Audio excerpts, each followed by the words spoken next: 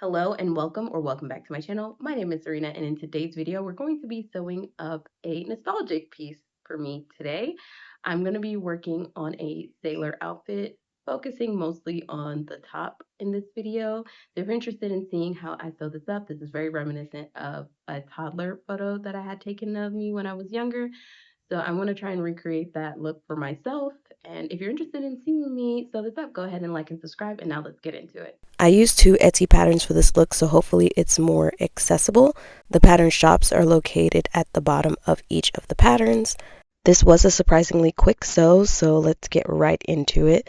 All I used was a 100% cotton gingham, and I used, I think, like a 1/4 inch print. I could have gone a little bit bigger since I'm working on this piece for myself. However, this was a last minute make, so my options were limited, especially in-person options. I made a similar top and I wanted to use it again. However, a lot of my patterns are in storage and they are inaccessible to me. So this was the first time that I used this pattern shop. The pattern was a little bit big. I can't say that it was really true to size. However, it was just barely off. So it's a good thing that I made a bit of a muslin.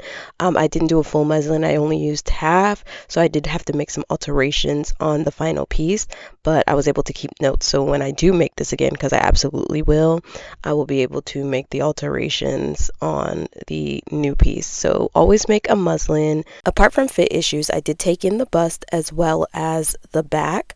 I did make an alteration to the collar. Instead of it having that really sharp wide dagger collar, I rounded it out so that way it could hide under the detachable sailor collar. This was not a science by any means. I just eyeballed and cut a more oval-like shape and made sure that I left enough seam allowance, which was a 1/2 inch, to be able to sew the collar and get the size that I want. Funny enough, I sewed this with a 5/8 seam allowance, so please heed all the warnings I usually put in my videos and go over the instructions before you start sewing.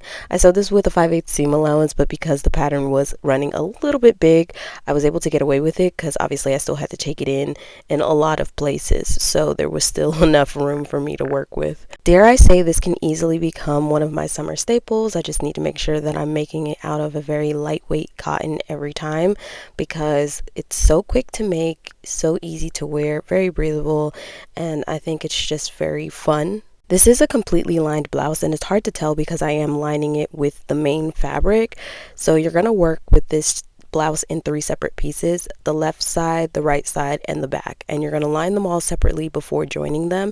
Here I am joining the right and left side front of the shirt by the center back collar, so like the little halter neck, that's where I'm joining it over here, and then the back joins on the side seams.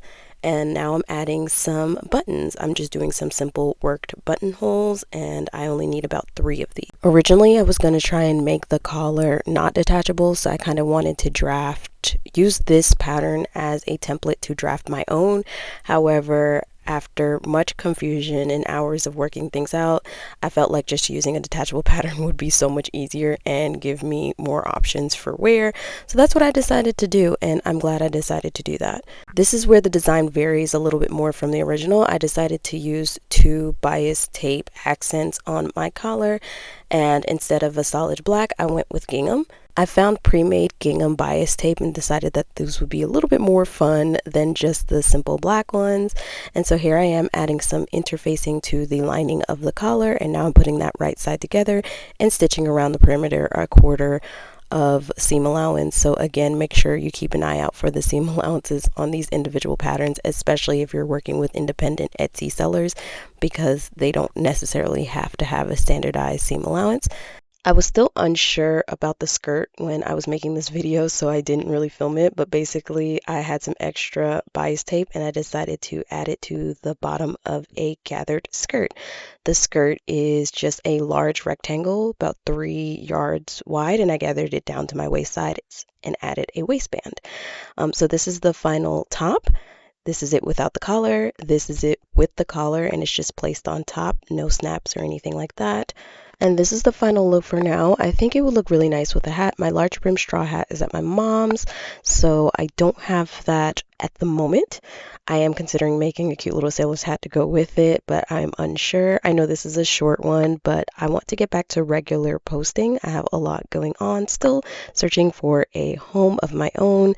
And so I figured just getting something out is better than not posting at all until things start to kind of settle down. If you enjoyed this video, please consider liking and subscribing to my channel and leaving me a little comment down below. It's the best free way to support me. If you'd like to support me any further, you can leave me a virtual tip over on Ko-fi or become a bobbin over on Patreon. We would absolutely love to have you over there. Thanks again for watching, and I hope to be back with another make very soon. Bye.